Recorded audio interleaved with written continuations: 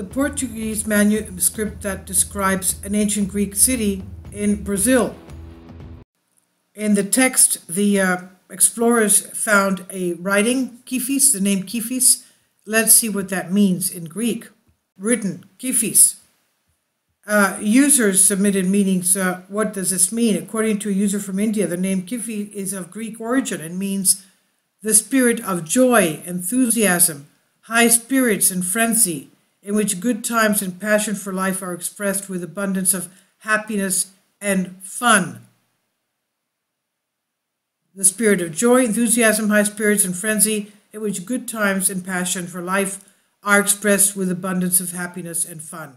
Now let's remember that the explorers that went to find, the new land, South America, named the Amazon because that's where they believed that they saw Amazonian women of ancient Greece.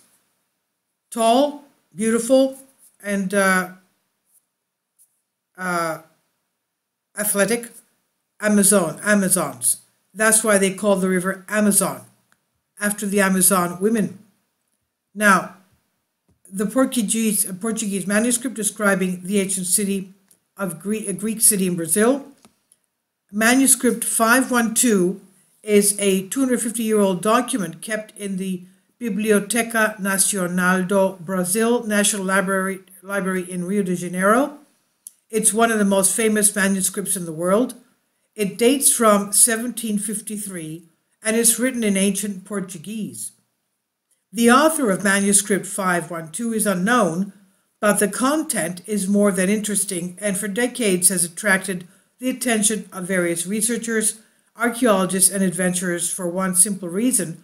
It describes the longing of almost all researchers, the forgotten, unknown, extinct city, developed a high level of civilization and located somewhere impassable in the heart of the Amazon rainforest.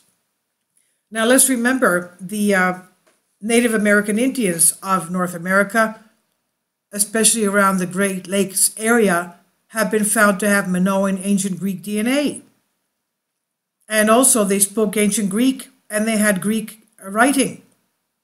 So let's keep that in mind as we're going into this South America content now. Now, the campaign in this mysterious city stumbled in 1753 after a group wandered for 10 years in the Amazon.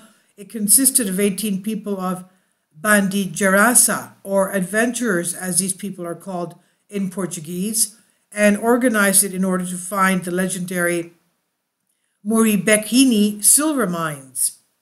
The Bandigeiraça, as mentioned in Manuscript 512, did find some mines, but the most important thing the campaign left us was the book of an unknown member about the lost city whose description does not match what we know about the people and colonies of South America.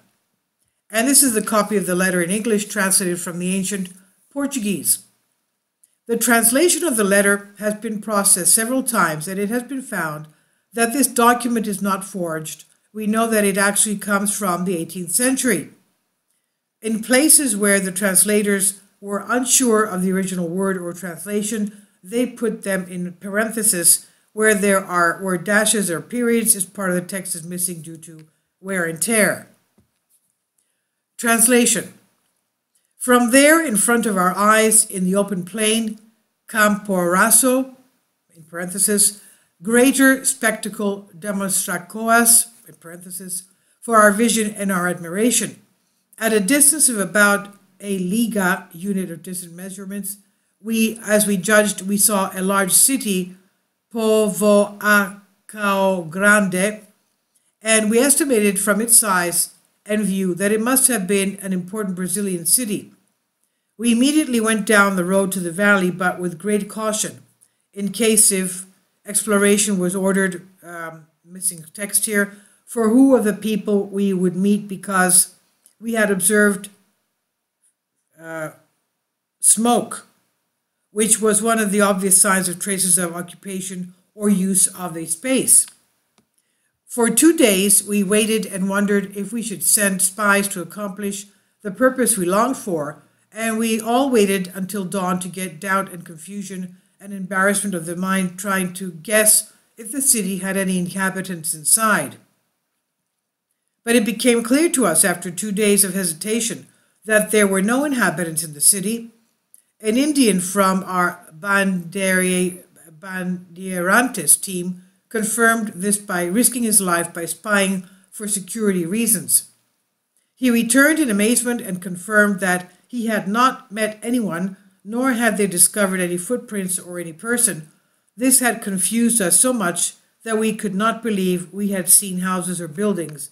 And so now we saw with our own eyes that it was true, the big city was uninhabited. Therefore, we all decided to enter it at dawn with our weapons ready for immediate use. Upon entering, we did not meet anyone who forbade our descent, but we also discovered a road other than the one that led to the dead city.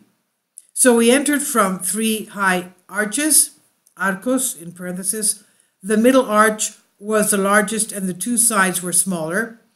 Under the dome of the large and main arch, we discovered writings that we could not copy due to its great height above the ground. Back there was a street as wide as 3 arches, and here and there very large houses with facades of carved stone, already blackened by the years, with only, missing text, inscriptions that were all exposed to daylight, todosa berias.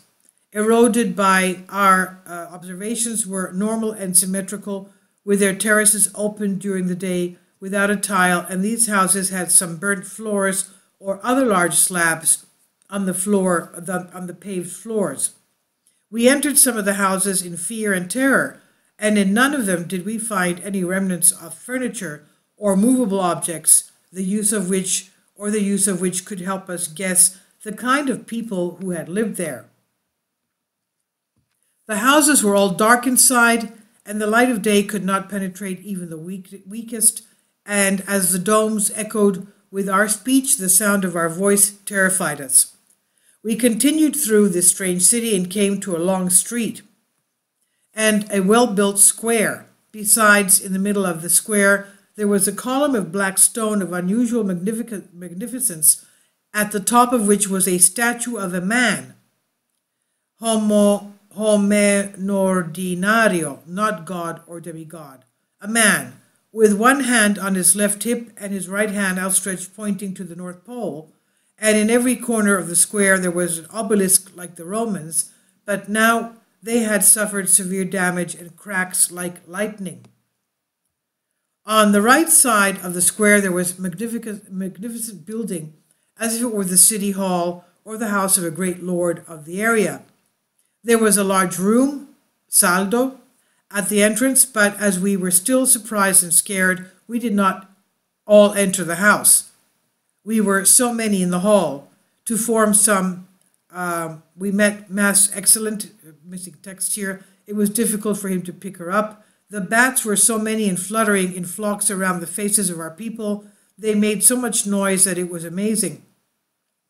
Above the main street gallery there was a half-carved figure made of the same stone and naked from the middle and above, crowned with laurels and representing a young man without a beard and a belt around him, and with a robe open in front of the waist. Under the shield of this person were some characters that had been badly deformed by time, but we could see the following: Kyphis, Kyphis, Kyphis. On the left side of the square, there was another completely ruined building, and the remains that proved to be the temple due to the well-preserved side of the magnificent facade, as well as some stone aisles that stood intact. It covered a large area, and in its ruined rooms we had seen works of great beauty, as well as their other statues, portraits embedded in stone, crosses in various shapes, curved arches, and many other elements that we would take a long time to describe here. Beyond this building, a large part of the city was completely in ruins and was buried under large masses of soil and terrible cracks in the ground, and throughout this area of desolation there was no grass, tree, or plant produced by nature, but only hilly piles of stones, some raw, others treated and carved, so we understood that why, again, among corpses probably means fossils, that and part of these unhappy or upside down, maybe from an earthquake. Opposite this square, a very deep and wide river ran very fast, with spacious banks that were very pleasant to view. It was 11 to 12 areas wide, without counting its windings, clear and bare on the banks of both trees and trunks that are often carried down by water floods. We calculated from the sound of the water its depths and found that it is the deepest point it could be 15 to 16 oryes.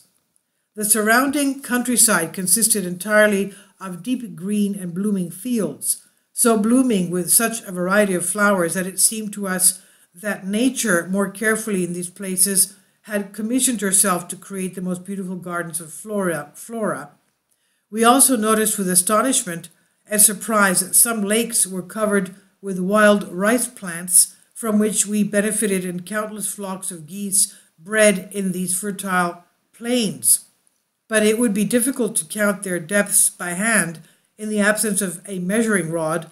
We traveled among the river for 3 days, and we fell on a waterfall with such roaring and noise and foaming of turbulent waters that we assumed that if we were at the mouth of the much discussed Nile, it would not make more noise and strikes, or would not offer more resistance our further course. Then the river stretched so far after this waterfall that it looked like a big ocean.